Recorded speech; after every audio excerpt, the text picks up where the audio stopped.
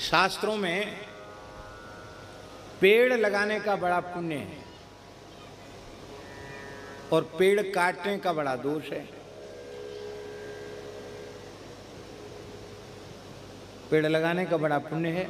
गुरुजी, स्कंद पुराण में एक पंक्ति हमने पढ़ी, 10 पुत्र समा कन्या और 10 कन्या समो तरुहु, ये विशेष बात है। स्कंद पुराण में लिखा है 10 पुत्र समा कन्या, 10 बेटों के समान एक बेटी होती है, और 10 कन्या समो तरुहु, 10 कन्याओं के समान एक वृक्ष होता है।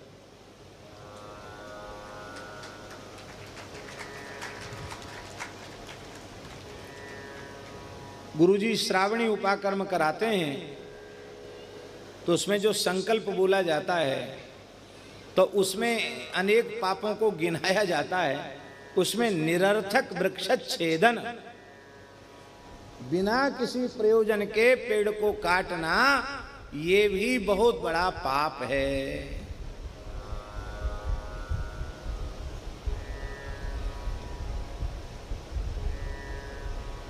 देखो, मर्यादा का आदर सब करते हैं, मनुष्य नहीं करता है।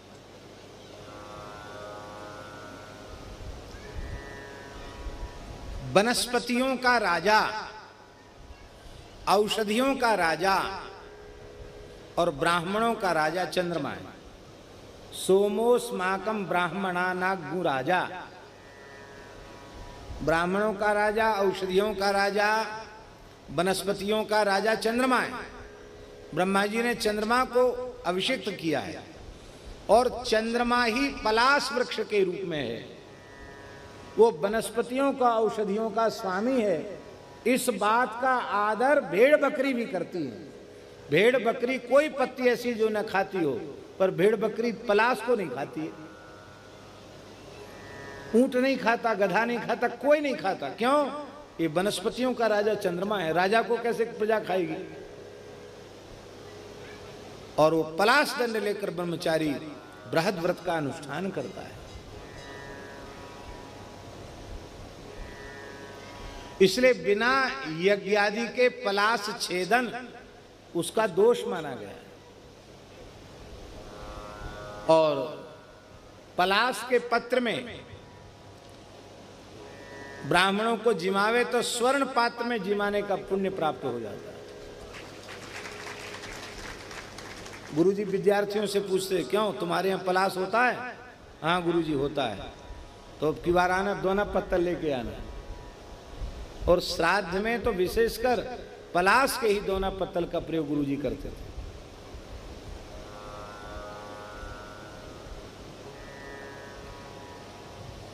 हमसे पूछते, तुम्हारे मोहल्ले में अपामार्ग होता है? हाँ गुरुजी होता है। तो दातुन ले आया करो, पर अमावस्या को मत उतारना, पूर्णिमा को मत उतारना दातुन, अमुक तिथि को उतारना। तो जहां इस समय मलुक पीठ है, वहां उस समय पहले ऐसी खंडर सा पड़ा था, वहां पहले बहुत अपामार्ग होता था। तो वहां से हम गुरुजी के लिए दातुन लेके जाते थे, जहां आज हमको भगवान ने जगह दी है।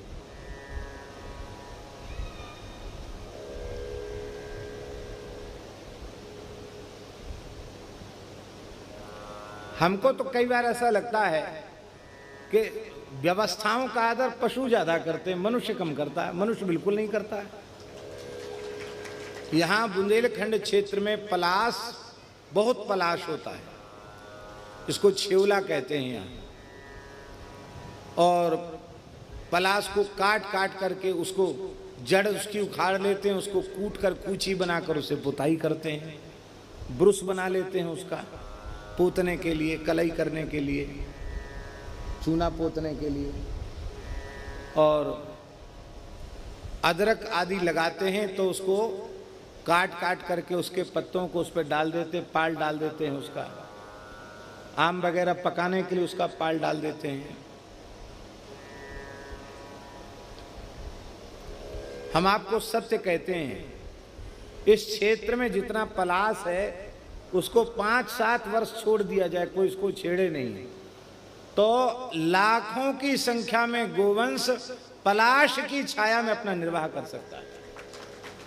इतना पलाश यहां है। और हमने स्वयं पढ़ा है, पलाश वृक्ष के नीचे बैठ करके गायत्री का जप करने से ब्रह्मतेज की प्राप्ति होती है, किसी भी मंत्र की सिद्धि शीघ्र हो जाती है। इतना पवित्र है पलाश का वृक्ष। जहां शमी हो, जहां पलाश हो अधिक मात्रा में, वह भूमि यज्ञ के लिए उपयुक्त मानी जाती है। यज्ञीय भूमि उसको कहा जाता है। तो ये तो प्रसंगवश हमने बोला है। हमारे कहने का अर्थ है एक एक वृक्ष का महात्म्य है, जिसको हम समझते कि ये किस काम का है, उस वृक्ष का भी महात्म्य है।